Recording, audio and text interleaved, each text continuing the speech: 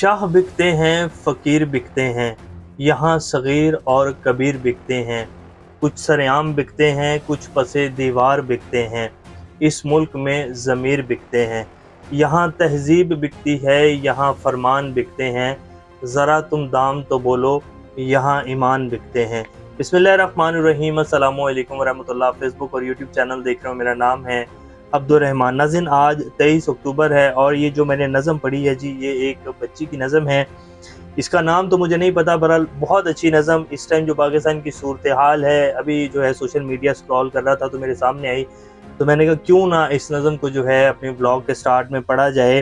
क्योंकि इस टाइम जो पाकिस्तान में सूरत हाल है जी, जिस तरह ही आईनी तरमीम करवाई गई है, अरबों रुपए लगा कर जो है वोट खरीदे गया, और इमरान खान के ऊपर पिछले 2-2.5 साल में जो मुकदमा चलाया गया वो चंद करोड़ की घड़ी का था, जो कि सऊदीया ने उनको तोहफे में दिया था। वो पाकिस्तान के पैसे भी नहीं थे। और तोशाखाना केस को लेकर इमरान खान के घर की जो है वो दरवाजे तोड़े गए। इमरान खान के साथ जो किया गया, उसको गिरेबान से पकड़कर जो है वो ले जाया गया। पूरी कौम को मैसेज दिया गया कि तुम्हारे लीडर के साथ हम इस तरह करेंगे। और उसके बाद 9 मई हुआ। 9 मई का सारा मलबा इमरान खान पे डाला गया और आज तक जुडिशल कमीशन नहीं बना। तो यहाँ जी पैसों का मसला नहीं है, यहाँ मसला है कि हमारे सामने कोई खड़ा नहीं हो सकता, और जो खड़ा होगा उसको गिरा दिया जाएगा और उसकी पार्टी के लोगों को ख़रीद लिया जाएगा, क्योंकि यहाँ तो दाम लगता है जी और उसके ऊपर ईमान बिकते हैं। बहरहाल अब जी इस आईनी तरमीम को लेकर चीफ जस्टिस जो है पाकिस्तान के नामजद कर दिए गए हैं, जस्टिस याह्या अफरीदी, और उनकी जो हलफ बर्दारी की तकरीब है वो 26 उसको अक्टूबर को होगी। चीफ जस्टिस साहब जो हैं वो अपना हल्फ भी 26 अक्टूबर को ही उठाएंगे जी, और उनके हवाले से कुछ तफसीलात मैंने पहले ब्लॉग में भी आपके सामने रखी। अब इस टाइम की क्या सूरत हाल है, जस्टिस मंसूर अली शाह जो हैं वो अपनी फैमिली के साथ उम्रे पर रवाना हो रहे हैं सुबह। वो इस तकरीब में शामिल नहीं होंगे, लेकिन हुकूमत के लिए जी बड़े सरप्राइजेस कुछ आने जा रहे हैं। वो कैसे, वो इनको शायद अभी पता नहीं है, और शायद हुकूमती बेंचेस जो हैं वो ढोल बजा रहे हो, कह रहे हैं जी मौजें लग गई हैं, अब हमारे जो 5 साल है वो पूरे हो जाएंगे। और फिर कुछ सहाफ़ी और कुछ बड़े लोग ये भी कह रहे हैं कि जी पीटीआई में फॉरवर्ड ब्लॉक बनने जा रहे हैं। पीटीआई के अब इतने टुकड़े होंगे कि उनसे संभाले नहीं जाएंगे। वो कैसे, वो तफसीलात भी आपके सामने रखेंगे। इससे पहले अगर आप लोगों ने चैनल को सब्सक्राइब नहीं किया तो रेड बटन को प्रेस कर लें और बेल आइकॉन को भी प्रेस कर लें, ताकि लेटेस्ट अपडेट्स आप लोगों को मिलती रहें। ये जो हमारा ताल्लुक है ऐसे ही जुड़ा रहे। सबसे पहले जी पीटीआई के फॉरवर्ड ब्लॉक की खबर आपके सामने रख देते हैं कि ये धड़ेबाजी की जो खबरें हैं, ये ना सिर्फ सहाफ़ी जी और कुछ सियासतदान भी बातें कर रहे हैं, और ये सियासतदान जी पीएमएलएन और पीपल्स पार्टी की तरफ से है। और पीटीआई की तरफ से ये खबर बैरिस्टर गौहर अली खान ने भी कहा कि जी कोई फॉरवर्ड ब्लॉक नहीं बन सकता। लेकिन अब ये जो पेशन गोई की है, जावेद चौधरी साहब है जी, सीनियर सहाफ़ी के साथ लगाया जाता है इनके, और कालम निगार भी हैं और जो है काफ़ी सारे कारोबार भी करते हैं। इन्होंने ये कहा है कि जी पार्लिमानी ग्रुप में बैरिस्टर गौहर, उमर अयूब, अली जफ़र जैसे जितने भी सियासतदान हैं वो हुकूमत के साथ चलना चाहते हैं।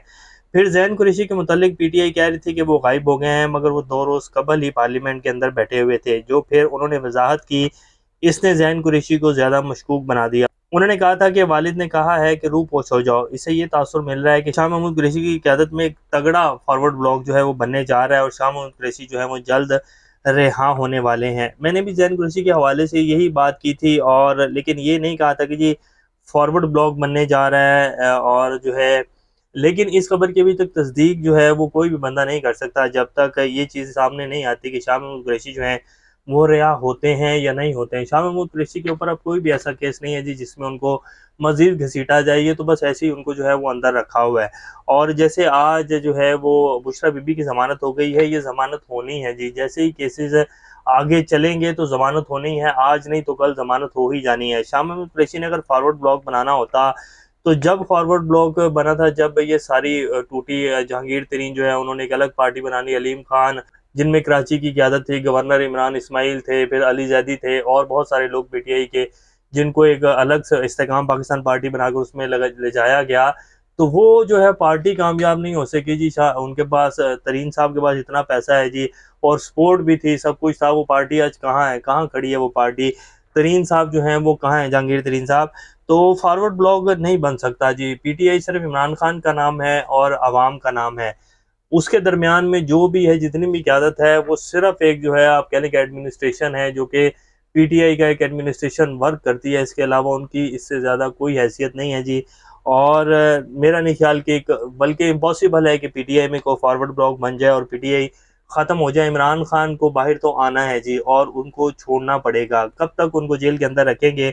और जिस दिन इमरान खान बाहर आएगा जी, वो हुकूमत का आखिरी दिन होगा। ये मुझसे कोई रिटर्न ले ले तो मैं लिख कर देने के लिए तैयार हूँ कि इमरान खान जो है जिस दिन बाहर आ जाएंगे, उस दिन उनको ये कहने की ज़रूरत नहीं पड़ेगी कि आवाम जो है मेरे इस्तकबाल के लिए आए, या आवाम जो है वो मैं एहतजाज की कॉल दे रहा हूँ तो आ जाए, ऐसा नहीं होगा।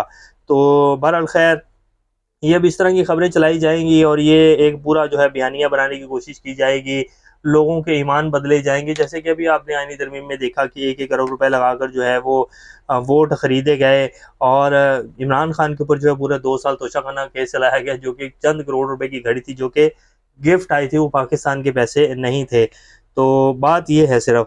अब जी पाकिस्तान में जस्टिस जो याहिया अफरीदी हैं, उनको चीफ जस्टिस तैनात कर दिया गया है। अशोक स्वाइन साहब जी, जो कि इंडियन हैं और एक जो हैं बड़े ज़बरदस्त किस्म के बंदे हैं जी ये, और ये इंडिया और पाकिस्तान के हवाले से, इस पूरे खित्ते के हवाले से जो है ये ट्विटर के ऊपर अपना अक्सर जो है वो तज़किया देते हैं। कहते हैं कि जी पाकिस्तान सीनियर मोस्ट जज was prevented by the establishment from becoming the CJP, यानी कि chief justice of Pakistan, because he consistently sided by the constitution not with those in power. वो करेंगे जी पाकिस्तान की जो एस्टेब्लिशमेंट है, उन्होंने सीनियर मोस्ट जज जो कि मंसूर अली शाह हैं, उनको चीफ जस्टिस ऑफ पाकिस्तान नहीं बनने दिया, क्योंकि वो हमेशा आइन के साथ खड़े रहे हैं, ना कि उनके साथ जो कि हुकूमत या पावर में होते हैं।